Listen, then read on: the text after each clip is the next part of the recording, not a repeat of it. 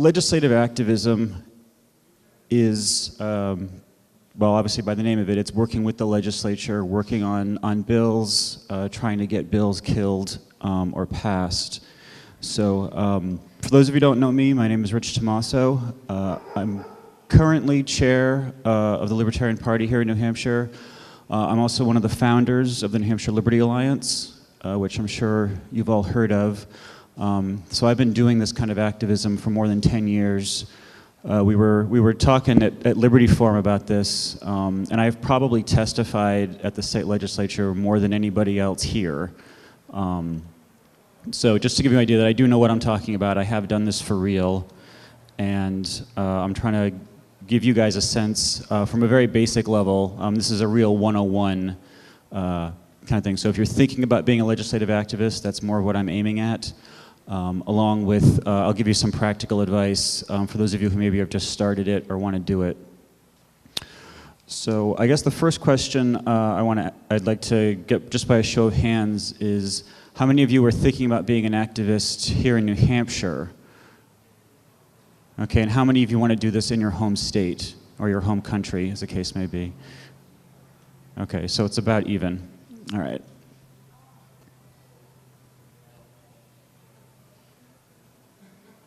All right, so the sort of textbook definition I'm going to give you for legislative activism is essentially the process of reviewing a bill and evaluating its liberty impact, good or bad, and then influencing the passage or defeat of that bill. In a sense, you're a citizen advocate doing volunteer lobbying for the cause of liberty. And if you think of it that way, that's a that'll keep you on track of the kind of things you have to do. It is work. That's one thing a lot of people don't realize when they get into this, is that you have to really think long term, and a lot of groups and a lot of people do it wrong. Most people get involved in the process far too late. If the bill's already on the floor of the House, waiting to get a final vote, you've probably already lost the fight, one way or another, unless it's a really close battle. Legislative activism, it's a great path if you don't want to be on a campaign, or you don't want to be a candidate, or you don't want to get involved in electoral politics. A lot of it can be done remotely. You can do bill review, you know, in your bedroom. You can do it at the office on your lunch break. It is also a good avenue for candidates on off years, say. You do get to learn a lot about the issues, and you get to learn about the legislative process. And then when you are a candidate, you can talk, you know, from a first-person perspective about an issue. You know, you may have been to the legislature, you know a lot of the players, so it does give you a lot of grounding for what you want to do as a candidate. The biggest question I get about this when I give a presentation like this, or the biggest concern I get for a lot of libertarians is, what's the goal of it? And legislative activism, our experience here in New Hampshire and other places is that it's a practical or pragmatic approach, not a purist approach. You can try that. There was a group here in New Hampshire that tried that, and they're not doing it anymore because they kept failing. So I get it. You're going very often for for pragmatic ideas and the practical ideas, because honestly, nobody in the legislature cares about your philosophy. None of them have read Ayn Rand. None of them know Austrian economics. That this is, you know, you're very often talking a foreign language to them, and you're also not trying to convince everybody. A lot of times, you only have to change one vote to have something go your way. So again, you're looking for it's the minimal effort for the maximum results, and you're trying to make the arguments that win, as opposed to, you know, trying to just purely make a point. You can do that. I mean, you can use it as an education tool or purely as an advocacy tool, but you're probably not going to get the success that we've had here. The NHLA is giving a presentation, I think, on Saturday on legislative activism and their history, and so you can sort of see by example how we do it, and that it works.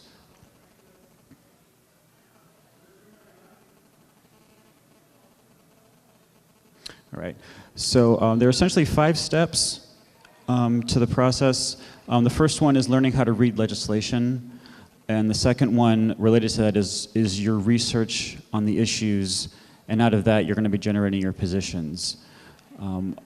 Legislation at the state level is a little different than the federal level. At the state level, it tends to be much easier to read. In New Hampshire, most of the bills are only 2 or 3 pages. If any of you have ever read any kind of legal or commercial document, you can probably read a bill.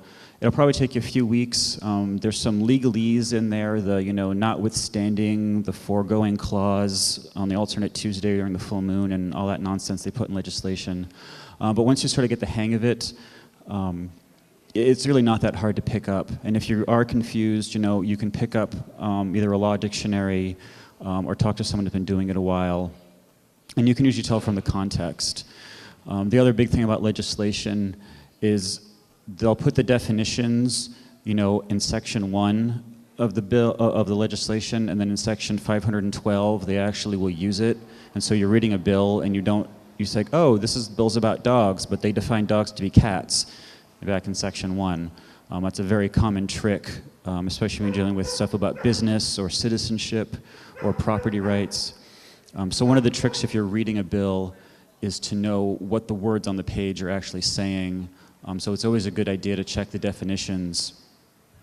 We actually have a training program that shows you how to go through a bill and how to find what you're actually reading and be able to translate it from the legislative language into plain English or something close to it. I know a lot of you guys are already activists probably for an issue, so you have a few issues you know very well. If you want to take a broader approach, you're going to be doing some more research on different kinds of issues. Thankfully, there's thanks to the internet, a lot of these things are out there, and there's a lot of great think tanks. But you're going to be sort of combining this as you want to generate your position and knowing, oh, this bill might look innocuous, but if you do a little research, you find out that it's actually a dangerous bill, or maybe if it's even a good bill. And so diving into the details, that's part of the work that entails when you really want to get to the nitty-gritty of how these bills are going to affect your lives and your business. The next step, which sort of takes you from, okay, you can just be like a think tank legislative activist where you read the bills and decide if they're good or bad and maybe generate some positions on it. And the next step is actually going into the legislature and learning the process and testifying. Think of it sort of like the difference between a solicitor and a barrister, from the English legal system. You're actually going to be in there in the trenches, wearing a suit and talking to reps and trying to make your case. So I'm going to be more talking about if you want to take that next step and go actually into the legislature and learn that process and what that entails. The legislature may look like it's a madhouse, but there really is a process. There's a document called the Rules of the House. I think that's actually the title. It's available online for most state legislatures. You can read it, and it has everything from how they schedule a bill to how the votes are counted to the scheduling of the hearings when they go to executive session, who gets appointed to what. Probably most of the reps don't even read that. So if you read the rules, you'll be one leg up on them. We've actually had some activists use that to their advantage, actually knowing what's going on. The other part is there's a whole bunch of unwritten rules. I mean, pretty much any place you've ever been, from high school to your work, to any kind of group activity, there's always these unwritten rules. And part of that just comes from the culture of the place. Part of it comes from the sort of unofficial hierarchy and even the official hierarchies that happen. Whether what a freshman legislator can get away with versus a committee chairman, what a lobbyist can get away with versus you and I as regular citizens. So that's something as you want to get more involved in this, you are going to have to learn. So you're going to have to sort of be like a spy your first year doing this, trying to really evaluate the lay of the land and the legislature. So you can think of it sort of that way and have fun with it. Figure out who's really in charge, figure out how these processes happen, how committees go, how they like to do their work.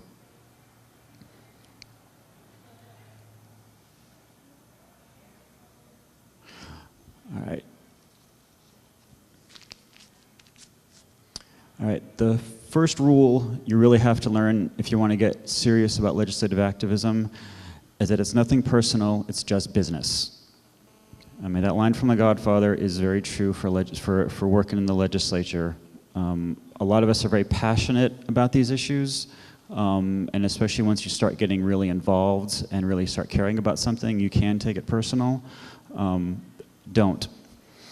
I mean, yes, it's going to happen, but honestly, don't think of it as a personal attack. You know, if a rep asks you a really snarky question, don't take it personally. If a bill you really cared about dies, don't take it personally. And don't make it personal. You know, that's a Saul Alinsky tactic. That's a tactic of the progressives and socialists and such. And we're trying to stay above that.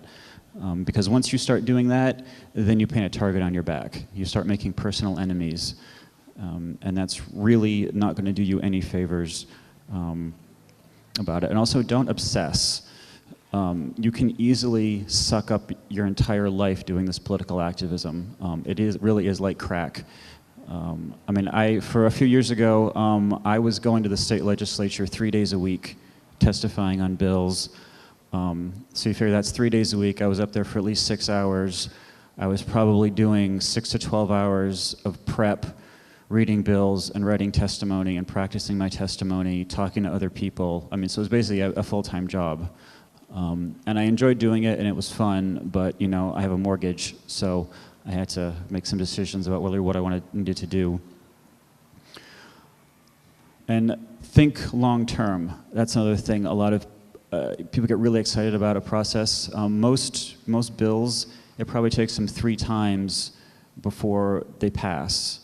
Here in New Hampshire, we got medical marijuana. I think it took 3 times for that bill to pass. I think we got lucky on marriage equality, thanks to the pretty massive grassroots effort we had and just some fortunate timing. I've been working on election reforms. I mean, I'm on my 8th pass on some bills. We've got a lot of stuff there's a lot of issues we've been working on here. And on the other side too, I mean, every few years they try to pass an income tax. And you know, sometimes it gets closer. I think we sort of pushed that off. It took us a while to get jury nullification. That was probably the 3rd or 4th pass. So I mean, you got to put your time in. This is almost never a flash in the pan operation. But if you're doing your work, and you know, you're going to keep really good notes, because the same issues are going to come up year after year. The officials from government are going to give a different story every year. So you want to keep notes on what their arguments are so you know how to counter them. And when they contradict themselves, be able to call them on it. They don't like that, but you know, that's life. We're fighting for our liberty here, and we can't let the side of the people who want to grow the state win, because they honestly have more resources. So we have to play harder. So you really have to put the work in and know how the game is played. The other thing about politics, and a lot of libertarians are bad at this, is that politics is about people. It's a people business. A lot of it is about your relationships. A lot of it is about you being able to present yourself well, and convincing another human being that you have the right argument, and that our side is right and their side's wrong, or the other side is wrong. You're trying to persuade them. You know, people aren't math problems. They're not computer programs. Most of us who've been in this world can tell you all kinds of horror stories about why reps vote the way they do. And so you've got to really address that. And that the whole process, you want to start building relationships. You want to make friends wherever you can. There are plenty of reps on the NHLA report card who get an F or a D, who are best friends on some issues. I'm on a first name basis with plenty of D and F reps, because I built up those relationships. And when we agree, it's great because they know we're on opposite sides. But on this one issue, we find something in common. And that's a very powerful tool you can use. But that does take time. I mean, it's like getting a college degree. I mean, a lot of this stuff is you're gonna be building it up and building it up. All right. Any immediate questions on anything I brought up so far? Okay.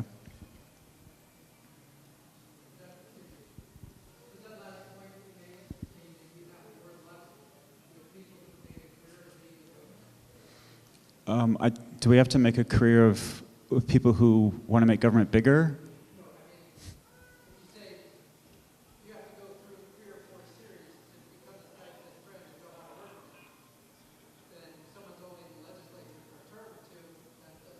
Okay, right.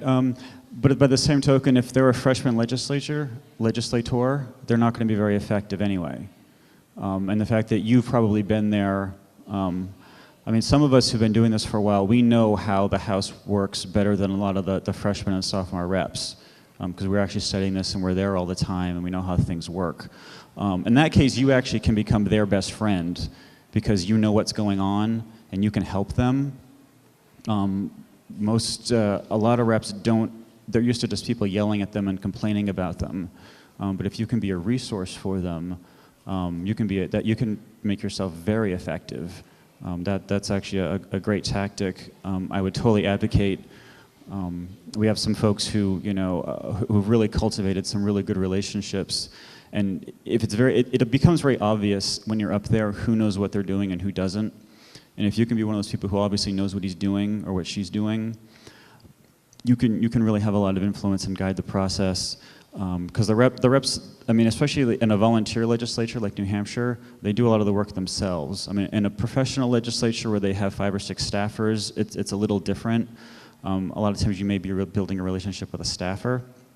And we can talk about that a bit after if you want to talk about what things work in your state.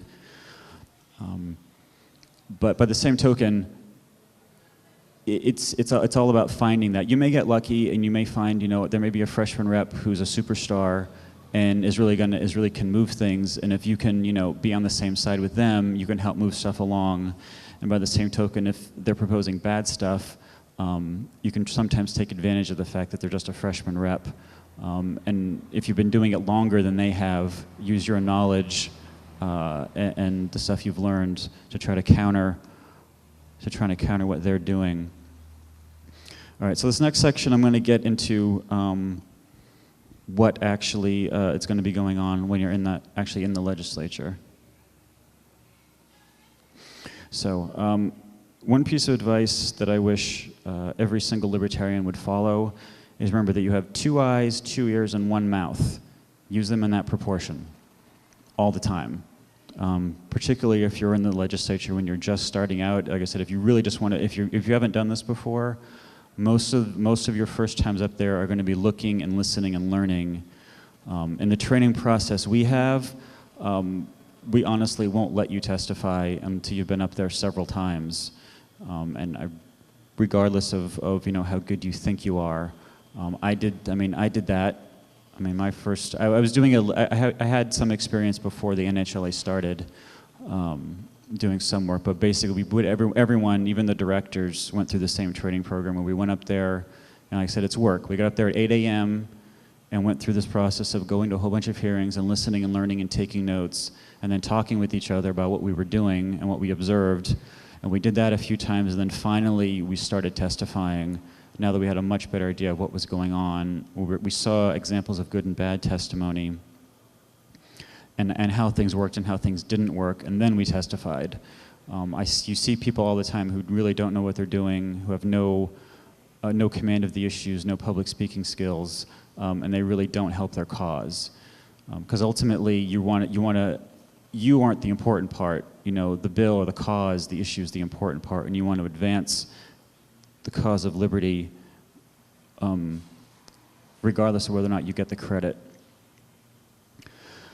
So while you're up there, two big things that are also very important is we call it decorum and your appearance. They do matter. When you're up at the legislature, you're not going to be wearing a t-shirt and shorts. The guys are going to be wearing a collared shirt and a tie and a jacket. Ladies, a business suit or a dress. You're going to look the part. You don't just have to dress as fancy as a lobbyist. No one's going to ask you to buy a $1,000 suit, but you do have to present yourself well, and appearances do matter. You look at most of the reps; they come dressed in business attire. You should too. It looks like you're taking this process seriously, and that does reflect on how people interact with you. And it's something you're probably going to have to refine a bit. But it does matter. Even if people, there are some people who fight that, but it does matter. The other thing you have to remember is you get 3 minutes to make your case. And 3 minutes is easy because that's one piece of paper, 12-point type, 1-inch margins, 5 paragraphs. You're going to make that's your testimony. You're going to use your standard essay form you learned in middle school, about 5 paragraphs, and you're going to make your case. And that's all. 3 minutes is all the time you get. Because after 3 minutes, half the people have stopped listening to you, and once you reach 4 minutes, everyone has stopped listening to you. So if you can't make your point in 3 minutes, you need to take stuff out. You need to refine your arguments. And the big thing is there's really no exceptions to that rule. I have yet to see anybody who can deliver more than 4 minutes of testimony where more than 1 or 2 people actually heard what they said. Even people who do this for a living, nobody in our organization would ever go more than 3.5 minutes maybe. Now in the advanced class, there's a whole bunch of ways for you to get that extra 2 or 3 minutes of your ideas out there, but especially just starting out, you have 1 page to get your ideas, and if you can't, you have to prioritize those ideas.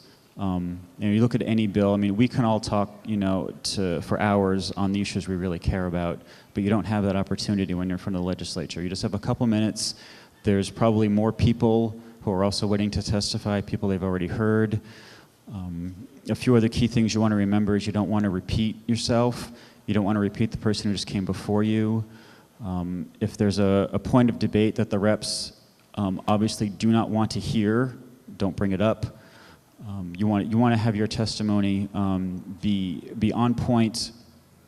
You want to know how to deliver it well, and not just be distracted by side issues. You want to focus on what's really important. And often there's probably 1 or 2, maybe 3 things you can really either use to back up a bill or to try to defeat a bill, and that's all you really need to focus on.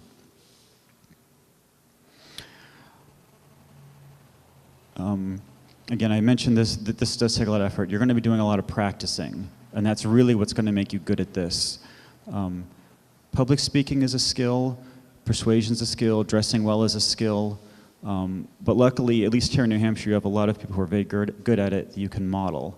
And even in your own even if you go to your own state legislature, you can watch the lobbyists, you can watch the other state reps, you can watch the other public officials. They know how to do this, and so you want to be modeling, and even just on your own. If you're observing someone, you go, "Oh wow, that was a really good point. I really liked the way they presented. They commanded the room. I liked the way how eloquent they were." So you're always going to be looking and listening and learning and constantly improving yourself. I've been doing this a long time, and I still learn stuff every time I go up there, either from other activists or from lobbyists or other professionals who are up there and involved in this political process. So, going back to the pragmatic angle, when you're going to try to kill a bill, kill a bad bill, obviously, you're going to be going after the really nuts and bolts. Is this law enforceable? Is it going to cost the state money? Does it violate the Constitution? Is it confusing? Is it contradictory? Is it going to subject the state to lawsuits? I mean, these are the real practical concerns that most legislators are going to be wondering about. And the legislative process is really designed to chew up bills. So anything you can do to push that along will definitely help that. And it's usually pretty easy. Trying to kill a bad bill, there's usually lots of opportunities for that. But if you really want to focus on sort of these meat and potato issues, and then if you have some room, you can start maybe bringing in some philosophical issues, or maybe some finer constitutional points, or even a moral argument. Especially for like criminal justice, you can make the moral case of why it's stupid to put someone in jail, for having lawn clippings in their pocket. Or putting people in jail who are sick, for medical marijuana. There's usually a moral argument you can make, and that usually cuts through a lot of political stuff. But more often than not, it's going to be the pragmatic concerns. And similarly, when we're trying to defend liberty, or even move it forward, you're going to be using a similar line. You're going to be talking about, well, this bill will save money. This will protect the rights of your constituents. It'll make government simpler. It'll clear up confusions. It's very easy to implement. You want to minimize the resistance to a bill, as well as make the argument to push it forward. And most of the time, again, it's going to be one on the pragmatic stuff. Budget concerns are often a lot of how these things are going to be won and lost. Not to say that there isn't a case, for making the real libertarian or even voluntarist arguments, whether from a moral perspective, a rights perspective, or an economic perspective. There is room for that, but be aware. Like I said, most of the reps you're dealing with aren't libertarians. I mean, most of them aren't even classical liberals or, what a lot of people call true conservatives. I mean, they don't see a problem. They're legislators. Their job is to write laws. They think their job is to manage and grow government. And that's the perspective you're dealing with. Sometimes you can find allies on these issues, and if you're paying attention, you will be able to find friends in the committee. You'll know what they care about, what they don't care about, and you'll be able to use that to advance our point. Excuse me.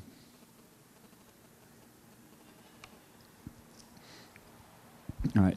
The other really big part of this, particularly if you're going to be spending any time in the legislature, is that your credibility is the only currency you have. I mean, we're not lobbyists. Most of us don't run giant PACs, no money to throw around. The only thing you have is your credibility.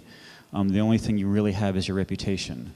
A lot of libertarians and people sort of in our quadrant of the world like reputation economics. There's been a lot of really interesting work on that, and that really does come into play in a real-world example in a legislature.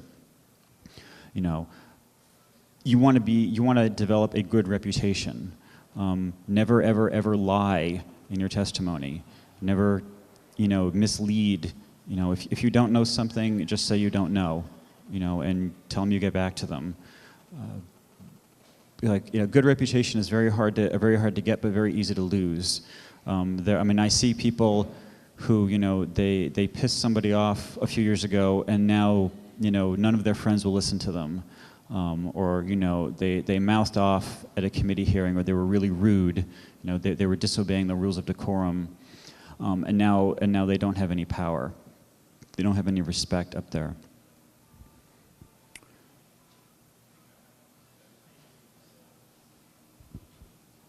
And again, politics is a people business. And so you're working with other people. You want to develop these relationships, and you also want to become. Your real goal here is to become an expert, and become a recognized expert. Your goal is to be the person in the hearing when the reps see you and they see you sit down and you've got your prepared testimony. They're like, okay, I'm going to learn something today. He or she is not going to waste my time. You're going to give me good information that I'll be able to use to help me make a decision whether I'm going to vote this bill up or down. That's really your goal. You want to be an expert. And we have, folks in our organization and a few others who reps will actually go and find them to get their advice on something. Imagine that you're not a lobbyist. You don't run a big, you may not run a big company. You're not out doling favors. You're just a regular citizen who cares about liberty. And you're having these, I had a big labor Democrat rep chase me down because I killed his bill. And he chased me down to say, how can I save this bill so you'll support it? And I said, well, start by deleting all of it, and then we'll work from there. But that's the kind of reputation you can get because you're really good at your job. And you're not, even if you're really good at your job and you're on the opposite side with someone, you're not their enemy. They just recognize that you're of talent. And you know the issues. Sometimes you'll know the law or the issues better than the reps do. That can happen. And again, you'll be able to talk very intelligently about something. And so you will get listened to. You will be invited. It's rare, but sometimes you'll even be asked to give a comment during executive session. You're going to essentially be a specialist and recognized. You'll have lobbyists come up to you and say, "Hey, that was really good." So that's sort of your end goal. I mean, that's sort of like when you graduated this process, that you'll be able to someone who can just jump in and give really effective testimony, and have the credibility and the knowledge that people will trust what you say and believe what you say, more so than anybody else in the room. And so then, we win. Now, and we have done that. I think we've done that pretty well here. This is like I said, this is a very quick overview. We could literally do an entire day on legislative activism and not even get through everything.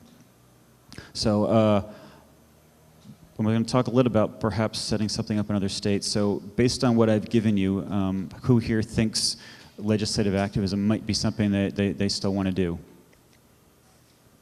Great, I scared you all off. Awesome. And that really wasn't my intent. I just wanted to make it clear that this isn't kind of a one-shot sort of activism. This isn't just something that you can do easily. It's not hard work, but it will require some work, especially, if you want to be, these sort of warriors for liberty. We're in a suit and tie. You talk very politely to state reps and really get to know the issues. It does involve a fair amount of work, but you can be really effective. I mean, think about it. You're not running for office. You technically don't have a vote, but you can change the vote. Most of the all the great things you've all been hearing about doing here in New Hampshire. We stopped Real ID, and that was through a lot of the legislative activism. That also involved some street activism. We got marriage equality through. We got jury nullification through. We just passed an anti-NSA spying bill. I mean, you can go on and on, this huge list. That all came about in large part because we were pushing so hard, and we had the team here to make it a reality. Now, I know some of you here are obviously from out of state. So if you're thinking of setting up something like this, I do recommend using something like the NHLA as a model. There are probably a lot of single issue groups in your state. There's usually a taxpayer group and a gun group in most states. And a lot of them are probably on top of their one or two issues that they do. So you can probably learn a lot from them. But if you're going to be doing this, my first piece of advice for whatever group you want to start is to start small and then build. You'd be much better off doing a couple things really, really well than trying to do 15 or 20 things and end up doing them mediocre. You'll learn a lot more, by following a couple bills through the whole process and really learning it and really taking the time to work on your craft and all these skills I've been talking about. The other big thing you're going to remember, this isn't so much a problem here in New Hampshire, but I definitely remember encountering this firsthand, is you may be their first libertarian. So remember to be gentle with them and remember to prepare for the reaction. I mean, it's really amazing. You walk into a room and tell a bunch of reps, why this piece of legislation is so wrong, and it's like they've never heard these words before. They think it's like you're speaking a foreign language. And for those of you who have been involved in sort of the persuasion side of things on persuading people to our point of view, it can be hard, that initial hump of just getting them to listen to you. So do keep that in mind. Remember, you're not, if there is a libertarian rep sitting there, he's going to vote the right way. So you don't have to convince him or her, or he may not necessarily know the bill, and you'll be like, dude, this is a bad bill, and he's like, oh yeah, you're right, it is a bad bill. Okay, that's not the person you got to persuade. Very often they're the hardcore people, on the far left and the far right, you probably can't move. But there's a pretty big group in the middle who are they're either moderates or they don't necessarily have a vested interest in the bill, and you can persuade them, and that's really all you need to persuade. Again, you're not, say a typical committee of 20. Your goal isn't to get a 20-to-1 vote. Your vote's really to get at least 11-to-9 in favor of the way you want it to go, and that's really all you need. Because once you're through out of the committee process, most of the time things are going to go with the committee. So sometimes you only have to change literally one vote to save or kill a bill. And part of that process, knowing which vote you can switch, is again part of that looking and listening and learning and paying attention to the process. The other thing is, if you want to start a group like this, it's probably going to be small, but as you expand, you go from 5 activists to 10 to 15, you can probably start to specialize. So you'll either specialize either on the issues. That's a very common way to do it. Maybe people will take days of the week. Maybe you'll take different parts of the process. You may have someone who's really good at reading a bill, but they just, by their own admission, they're a crappy public speaker. But you have someone who's a natural at it, so you can essentially feed them and coach them on what they have to say, and specialize that way. But that's definitely one thing we encountered here, is as we got bigger and bigger and bigger, it became easier to specialize. And then so people's natural inclinations for what they wanted to do, they had a lot of self-motivation to keep doing that. Also, and this goes for whether you're here in New Hampshire or elsewhere, keep good notes, keep them online, keep basically an online database of all this stuff you learn, all the bills, the reps, everything you learn. Find allies. I said, if you're going to be creating a broad issue group, sort of that's dealing with liberty on a general basis, you're going to find allies on the single issue stuff. And at the end of the year, do a report card. Voters love it and politicians hate it, so that's a big one in my book. It will make an impact. It will get you noticed, and it does work. We have had voters come up to us saying, "Oh, thank you for telling me I had such a bad rep. I didn't know." And the reps who are doing a really good job like being recognized for doing a good job. So again, you can start making some friends. All right, we got about 10, maybe 15 minutes. I think they're starting a movie after this, and I want to see it. So we got to clap now? Oh, okay, so movie's canceled. So I'll take your questions as far as I got time. And if you just want to talk to me one-on-one, I will be around after. Like I said, I've been doing this for a very long time. If you have some very specific questions about how to do something, or how a particular tactic, maybe you have an issue in your state that you want some help with, I'd be happy. So we got the first question over here. Would you ever recommend doing any third-party work? One more time. Work with third parties, Libertarian Party, etc.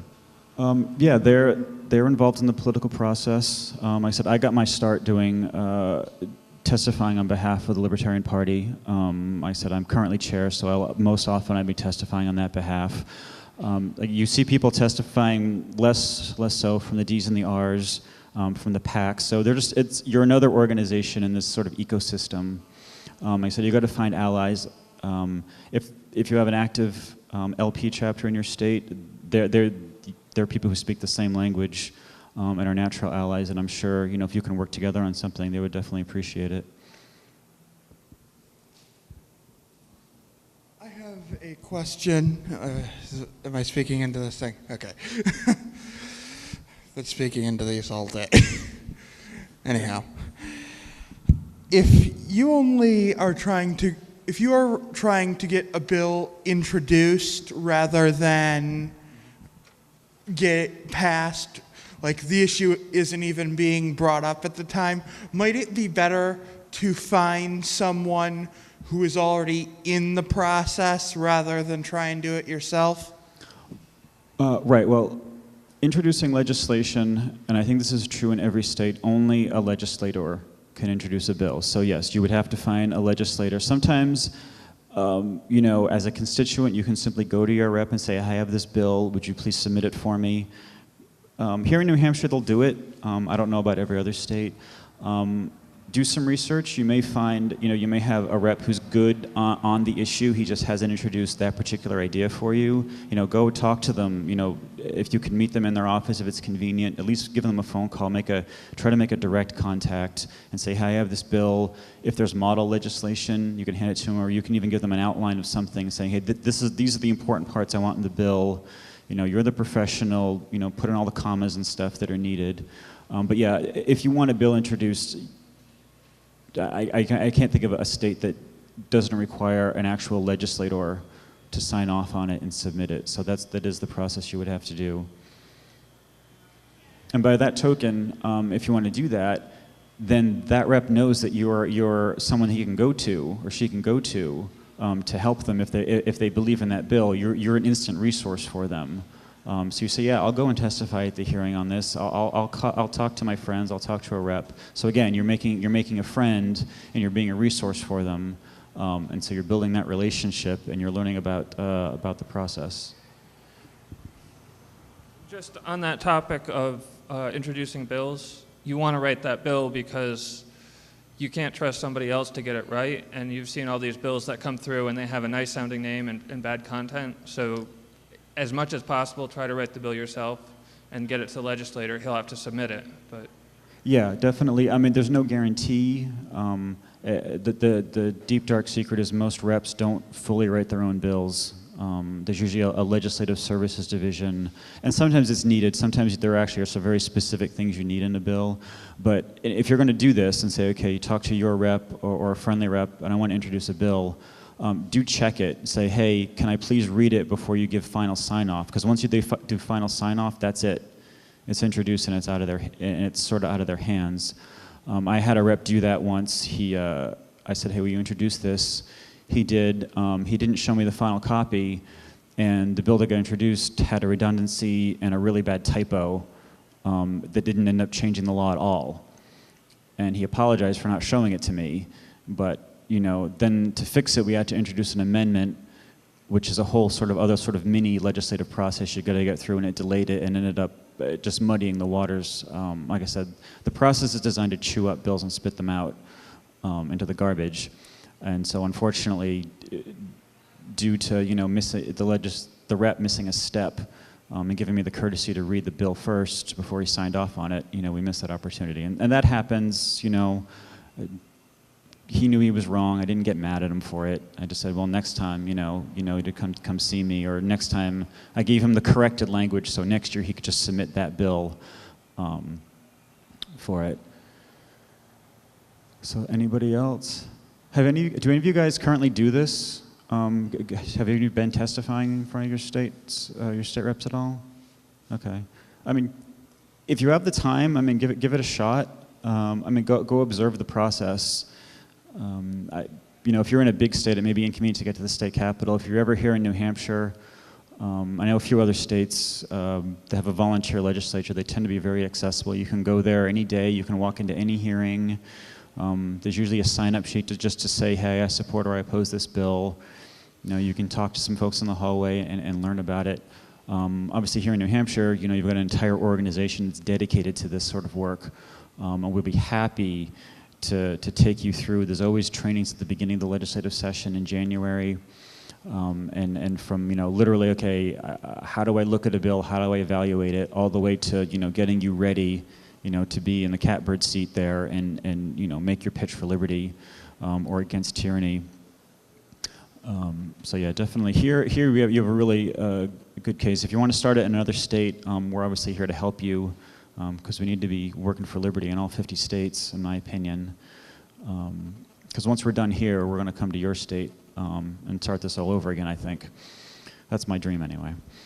So any other questions? Come up to the mic, please.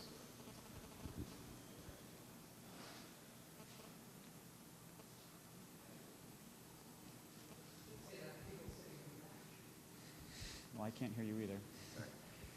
Could you distinguish between what you do and people who try to do the right thing by writing letters to their legislators, for instance, which in my history, back when I thought it was a good idea, I was one of 400,000 constituents or something. You write a letter, you be concise, you make a good point in a paragraph of why they shouldn't vote the way they're going to, and then they send you a letter thanking you for supporting the bill and vote the way they're going to, which, after a couple of years of that, and I didn't have your passion, but, that put me off the whole thing. Well, I can certainly see how it was, and I've gotten those letters from my congressman, and I've actually written them back and saying, well, if you're not even going to read my letter, don't bother sending a reply, and that got a much more detailed response. But yeah, that's part of it. You're trying to persuade things. Obviously, if you're up there in person, talking to a legislator, you're going to have a much greater impact just from proximity. But that's part of it. The same kind of thinking you would do to try to write a nice, tight, concise letter saying, okay, hey, please support this or please oppose this bill, is the same kind of thinking you would use when you're preparing your testimony. You have a little bit longer form, but not much longer, maybe twice as long as a simple letter, or like a letter to the editor or something. But yeah, it can get frustrating, and I do know folks who as a libertarian, I'm used to fighting losing causes, but you just gotta, I mean, it's obviously your choice whether or not you want to stick with it. If you have some allies and can find what you think are the really good issues and get the research behind you, and that there's a whole process, everything from handouts to getting friends to talk to you to trying to get some other constituent pressure to go on and work on this. And I realize in some states it may feel like a hopeless cause. I feel for you, but I do think this is probably the most effective form of activism, short of actually getting yourself elected and then being able to vote the right way. Writing letters to your legislator, I think in that situation, quantity matters a lot more than the quality. I mean, still try to be concise and clear, but instead of spending that extra hour to get it just perfect, if you spent that time making postcards and handing them out to 25 of your friends, then the legislator will see, here's 25 people from Right. X town, and you might get a little bit better bang for your buck. And that's sort of the other half of this. I mean, I focused on, hey, you want to be, like I said, the suit and tie activists. There's also the part about, okay, building constituent pressure. I know when we did the medical marijuana issue, there was a postcard campaign. For those of you who aren't familiar with, there was these beautiful, well-designed postcards, and we just handed people, say, hey, just fill this out and send it to your rep. And so, the reps these things start coming in, and it really raises the issue. And that was sort of a sense of, outside the house activism. And like I said, we could probably spend a whole day coming up with really cool ideas, and that's part of the process. I mean, that for big bills like that, we did it for Real ID. We did it for marriage equality and a few others where you sort of got the street teams and the street activism working on this as well. Like I said, I was more focused on people who were sort of wanted to go on this path. But yeah, you're right. There was a whole other thing, and that could be your specialty. I mean, maybe if that's where you think you'll be helpful that way, great. Like I said, there's a lot to do, and there's a lot of talent around this community. So I mean, please take advantage, find your strengths, and do what you can if you want to work inside the system like this. So we can make liberty in our lifetime. That's the goal, right? Any other questions? Going once, going twice? Okay, I'll be around for at least the rest of the night, and if you want to run into me, I'll be here for a few more days. I'll be happy to talk to you about this. And again, I think on Saturday, double check the schedule, the NHLA is doing another legislative activism. I think they'll probably have a panel of people who will probably talk a bit more of the advances and some more of maybe some real world examples. I'm pretty sure they're a sponsor here, and I think they have something in the Agora. So please do talk to them if this is something you want to do. We'd love to help. I would love to help you even in your state if you want to do this and replicating our efforts. All right. Well, thanks for listening to me, and have a good PorcFest.